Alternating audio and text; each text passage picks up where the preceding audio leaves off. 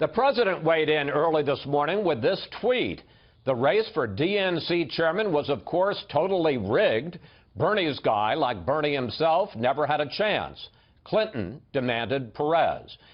Joining me now from New Hampshire, Corey Lewandowski, former campaign manager for Mr. Trump, still sometimes an advisor, and now a political consultant. And Corey, welcome back to Fox News Sunday. Thank you for having me. First, I want to get your thoughts about the election of Tom Perez, a relative centrist, as chair of the DNC. What does it say to you about how Democrats are going to deal with President Trump? You know, Chris, what this says to me is that they've now put someone in the chairman of the Democratic Party who doesn't understand what's going on in America. You know, you have an opportunity, they would have had an opportunity to pick a candidate that understood what middle America is about and not someone who's just concerned about the East Coast or the West Coast. And instead what we've seen is, you know, more of the same from the Democratic Party, which is what caused them to lose this election at the presidential level. Tom Perez was a close confidant of Hillary Clinton. And if you look at the three major Democratic presidential candidates, whether it's Michael Dukakis, Mondale, Wallace, the three of them combined could not have secured enough electoral votes to become elected president of the United States.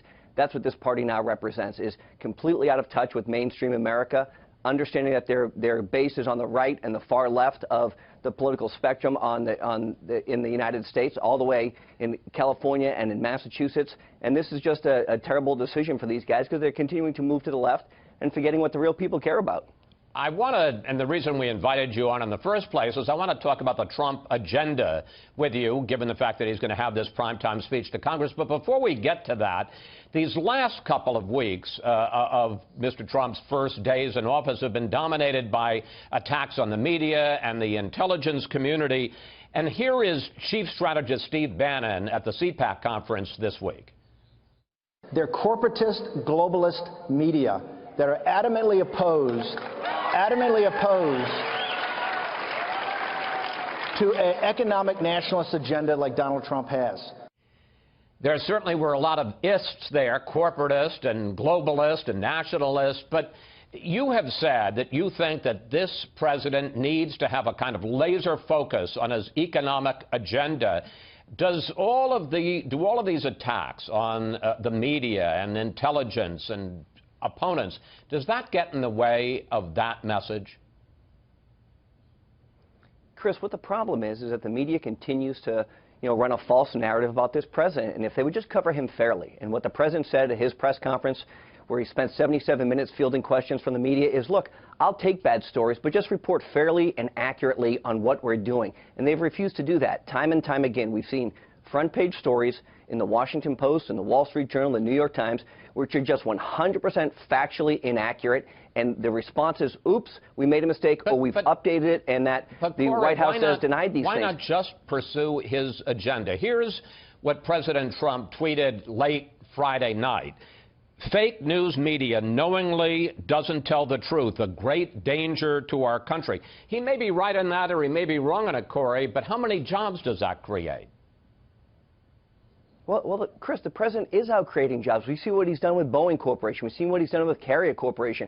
We see time and time again he's bringing companies in saying, what can we do to create a better environment for the American business community? He's reducing regulations. He's passed an executive order that says for every new executive order, we're going to reduce 2 executive orders, 2 regulations, so that businesses can grow. That's what the president's doing. He's bringing companies in to say, what can we do to grow? The media doesn't want to report that. The media wants to report false stories of the removal of Martin Luther King Jr.'s bust from the Oval Office, which we know to be factually inaccurate. They want to write a story about a story of national security, which is absolutely factually false, particularly when you have the director of national intelligence or you have the director of the CIA saying that the story that you have written has a false narrative in it, and the media doesn't want to report that. They have their own agenda, and this is the first president in a lifetime that has the ability to fight back through his almost 100 million people who follow him through the various mediums and social media. He has to do this to get the real story out to the American people. All right, but I want to press my point on this.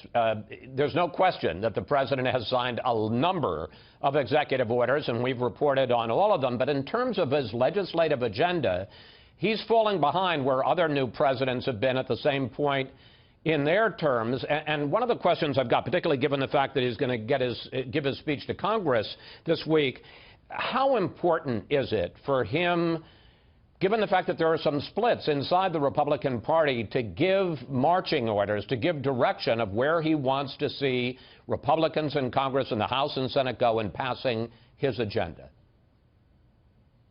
Well, it's very important, and I think what this administration has said, and you heard from the Secretary of the Treasury, where they're looking at the first full tax change since 1986, the first fundamental tax change. They're hoping to get that done in the coming months. We know that the President has said during his press conference that he's going to submit a plan for the full repeal and replacement of Obamacare. What we know about Obamacare, Chris, is that premiums are up over 100% in many of these states. Private companies are pulling out. The plans are a failure. The promises that were made to the American people of if you want your doctor, if you like your plan, you can keep it, are not factually correct. His agenda is moving forward through Congress. What he has done in the first 35 or 36 days is the executive orders that didn't require the confirmation process or the approval of Congress. Very important. And if you look, he's put coal miners back to work. They were in the White House last week saying, "Thank you, Mr. President, for giving us the opportunity to get back to work every day." He's meeting with car executives. He's meeting with airline executives. What can the government do to stimulate the economy so that we're not growing at 1%, but we're growing at 4% or 5%? We finally have an OMB director, an Office of Management and Budget, who can finally look at the budget, and as the President puts together his budget, it is his moral belief that the government needs to be leaner and more efficient and more business-friendly. I think that's what you'll see coming out of his budget in the near future. But Corey, let's take it as a specific example. You mentioned a bunch there: Obamacare, repeal and replace. 11 million people gained health care coverage through the expansion of Medicaid. There are now, as I say, there's a split inside the Republican Party because a lot of congressional Republicans look back home at their states where people gained coverage for the expansion of Medicaid. They don't want to give that up. There are others who say we want to stop the expansion of Medicaid. Does the President need, in his speech on Tuesday, to help settle that issue? Because there's a real split inside the GOP. Well, I think what the President is going to use during his speech on Tuesday, he's going to talk about a number of things. He's going to talk about the accomplishments of his first month in office and the executive orders that he's outlined. The second thing he's going to talk about, though, is the economic security our country needs. And that's about education. It's about jobs. That's very important. The third thing that I think the President is probably going to talk about is border security, taking care of our veterans, national security. He has talked about this in general, the need to increase spending on the military. But when it comes specifically to Obamacare, Chris, you have to remember, there are multiple states where the premiums for these people are up over 100%. Small businesses can't afford this. Individuals who are on the plan can't afford this anymore. Corey, I understand the campaign against Obamacare. The question is, what are you going to do to replace it? And that's what a lot of people are concerned about. Let me ask you about another. But that's what the White House is working on right now with the members of Congress. And what the President said during his press conference is by the second or third week of March, they'll have a plan up on the Hill. The Hill's going to be working on this already to make sure that there is a unified component so that people can actually have health care coverage. The President's been very clear about this. He has a giant heart. What he said was, we're not going to throw people out on the street. We're going to take care of our people. But you have to do it in a manner that doesn't have increases of 100+% so people can't afford to cover themselves anymore. Let me move on to another subject. The President also plans to roll out a revised travel ban this week that will cut off people, visitors, and refugees coming from certain countries. But a report that was leaked this week by the Department of Homeland Security said this, and let's put it up on the screen. Country of citizenship is unlikely, is unlikely to be a reliable indicator of potential terrorist activity. Two questions.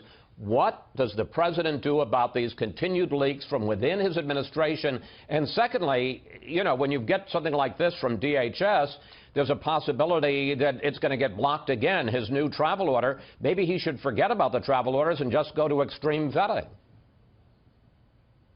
Well, let me say the first part, you're absolutely right. And I think, you know, I don't speak for the administration. I speak for Corey Lewandowski, citizen.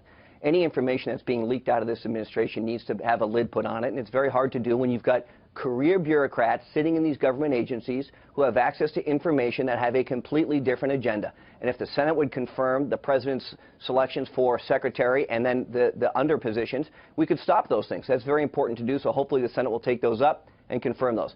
The second component of this is, if you listen to what John McCain said, someone who has been quick to criticize the President, he's talked about General Mattis and General Kelly, General McMaster, the entire national security team. He says it's potentially the best national security team that has ever been assembled. And when you look at that holistically, and the advice that they're giving the president as it relates to a travel ban or having a better vetting process, the president is very open, in my opinion, to listening to what those experts say and writing a plan which makes sure, first and foremost, that the American people are safe and secure in their homeland. And if that means an extreme vetting process, if it means rethinking the way the State Department issues visas, then you have to do that. It's crystal clear. The Constitution is crystal clear. Corey? The president has the presidential prerogative to stop anybody he wants from coming into the country by suspending visas. There's no question about it. Corey, I got less than a minute left. I want to ask you one last thing. A top Republican, House Republican Darrell Issa of California came out over the weekend and said that he thinks that there should be a special prosecutor to investigate this question of links between the Trump campaign and Russian intelligence. He says he doesn't think that the Justice Department and Attorney General Sessions should do it because they're too close to President Trump. What do you think of Issa's idea, special prosecutor? I think with all due respect, Senator Jeff Sessions, now Attorney General Jeff Sessions, has the utmost character and qualifications. If he wants to investigate this under the Department of Justice, that's his prerogative to do so. And what do you think Issa's up to? Because I was on the campaign. Well, I don't know, but let me tell you, because I was on the campaign for 18 months, I ran the campaign. Never, ever, ever did I or anyone that I know of have communication or contact with anyone from Russia or the Russian government whatsoever. So, look, I can tell you this. I have the utmost confidence in Attorney General Sessions. If he believes that there is something there, then he will investigate that. I think he's completely capable and competent to do so. He is a man of the utmost integrity, and I would leave it in his capable hands. Corey, thank you. Thanks for your time today. Always good to talk with you. My pleasure. Thank you.